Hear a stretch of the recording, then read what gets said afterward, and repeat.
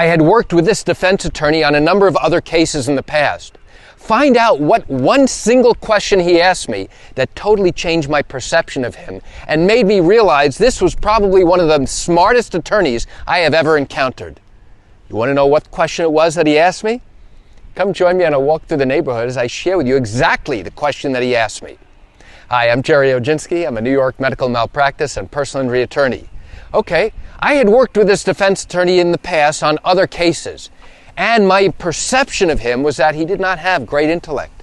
My perception of him was that he was not the brightest bulb on the tree, and certainly not the greatest trial attorney I've ever encountered. I had recently filed a case for medical malpractice for one of my clients who was very seriously injured. A few months later, I received notification from the court that I had to go into court to appear for a scheduling conference. Now, what is that? That's known in New York as a preliminary conference. What's that? It starts the beginning of your case. It sets up a scheduling order that the attorneys have to agree to. So the attorney who represents the doctor has to appear, I have to be in court, and now the attorneys get together and we agree on when certain things will take place in your particular matter. Things like when documents have to be exchanged, when we have to give permission slips to the defense so that they can go ahead and get copies of your medical records. Things like when depositions will be held, when our respective clients have to be questioned by the opposing attorneys. This is a pretrial process known as a deposition. Lawyers also call it an examination before trial. Now, this preliminary conference, this scheduling conference, oftentimes is nothing more than the attorneys going into court, filling out a form, and submitting it to the court for signature. That's it. The court rarely gets involved unless there are disputes about when things have to happen, or exactly what has to be disclosed, what has to be turned over, and exchanged with the other side. Now, what's the big deal about this? This scheduling conference is very, very routine. Oftentimes, the defense will send in the most junior attorney in the office. Why? Doing this scheduling conference requires very little expertise from a legal standpoint. So they don't mind sending in the most junior people. Now, in this particular case, I was actually flabbergasted. I was actually quite surprised that instead of sending in the most junior attorney on this particular case, instead, who shows up? But the senior partner who represents the doctor in this particular case. That was unusual to me. And we knew each other from working on cases in the past, and we were pleasant and cordial, not friends. But after exchanging pleasantries, before we actually started to fill out this scheduling form, the attorney said to me, he said, "Can I talk to you for a second?" I said, "Sure, what's going on?" He said, "I have a question for you." I said, "Okay." He said, "How much do you need to settle this case?" And I looked at him, and I couldn't tell if he was joking or not. I said, "Are you serious?" He said, "Yes. How much do you need to settle this case?" That one question totally changed my perception of him. Why? I'll tell you why. Because at the very beginning of the case, the defense has no idea what the facts are. The defense doesn't know what the real disputes are. The defense does not yet understand where the conflicts are. The defense does not yet know what detailed allegations we are making against this particular doctor. The only thing they will know at this point is that the doctor is being sued, that now we have made general allegations of negligence and medical malpractice against the doctor, and in all likelihood, the defense attorney will probably have had a conversation with that doctor to learn from him, in his own words, exactly what this is all about, assuming he remembers. That's all he knows. So why is it a big deal when the defense attorney says to me, "Hey, listen, how much do you need to settle this case?" The reality is that at the very beginning of the case, the defense has no interest whatsoever in settling a case like this. They don't know the details. They don't know the value of this case. Importantly, they don't know what injuries you, the injured patient, the injured client, have suffered and sustained. They don't know whether your injuries are permanent and significant and disabling. They don't know anything about your lost income. They don't know about the pain and the suffering you endured from the time of the wrongdoing up until now. They don't know what you are likely to experience into the future, whether you're going to need medical care, whether you're going to need surgery to fix the problem. They don't know any of this. So why would a defense attorney ever, at the very beginning of this case, before we're just getting started, Why would he come out and say, how much do you need to settle this case? Now, there's another reason, a very interesting reason, why the defense attorney might ask me that question so early on. You see, the defense is hired by the insurance company who has an insurance policy with the doctor. This doctor goes ahead and gets a medical malpractice insurance policy with a particular company. If he is sued, that company goes ahead and hires various attorneys to represent the various doctors who are involved in these types of litigation. Now, these insurance companies decide how many cases each law firm is going to receive. These insurance companies have an interest in trying to save as much money as possible. And by extension, if the defense attorney, who now is representing the various doctors, having been assigned by the insurance company, realizes, hey, I could probably save them a significant amount of money if I can start settlement negotiations at the very beginning.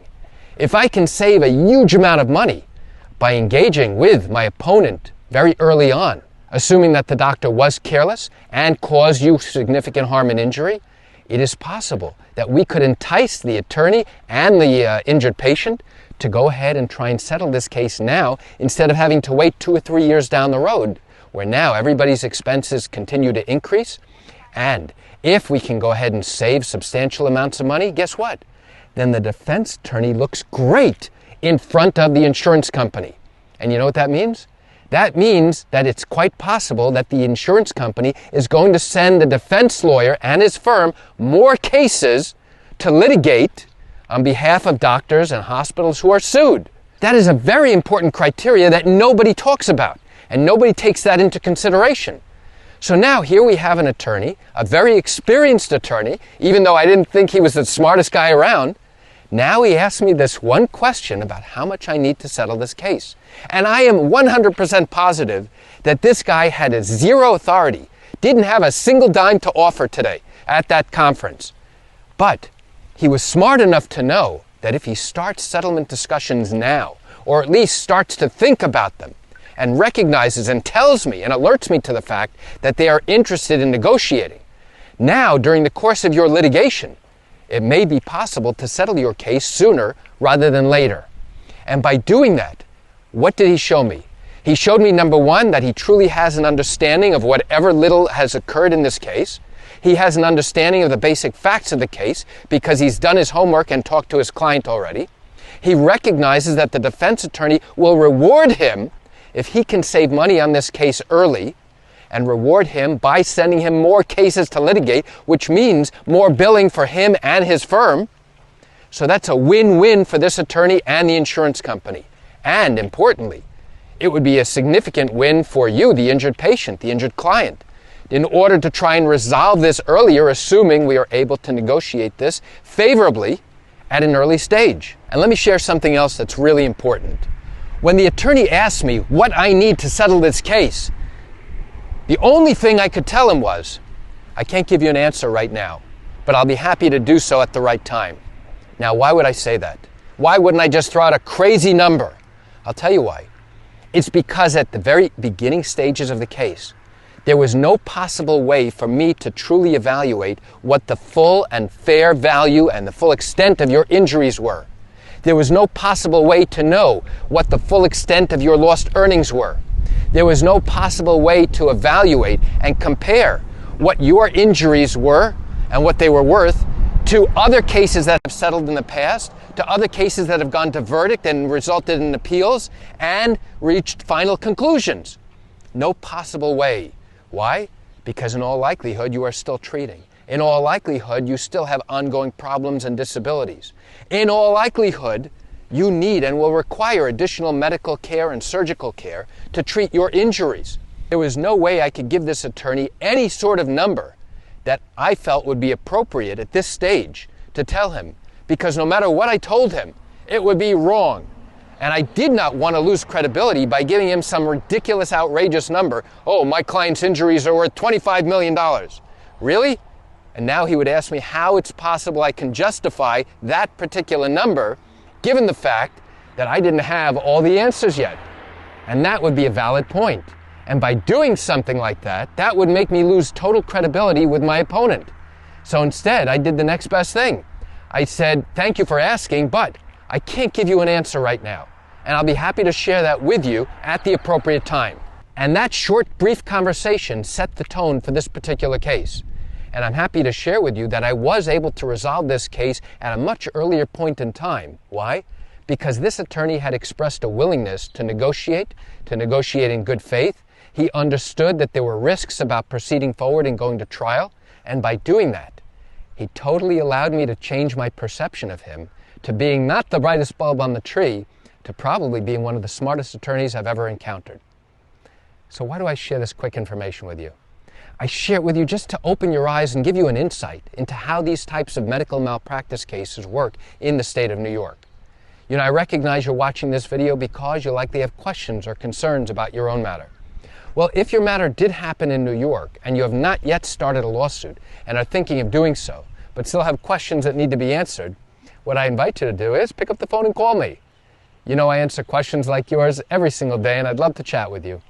You can reach me at 516-487-8207 or by email at Gerry, Gerry, at oginski-law.com. That's it for today's video. I'm Gerry Oginski. Have a wonderful day.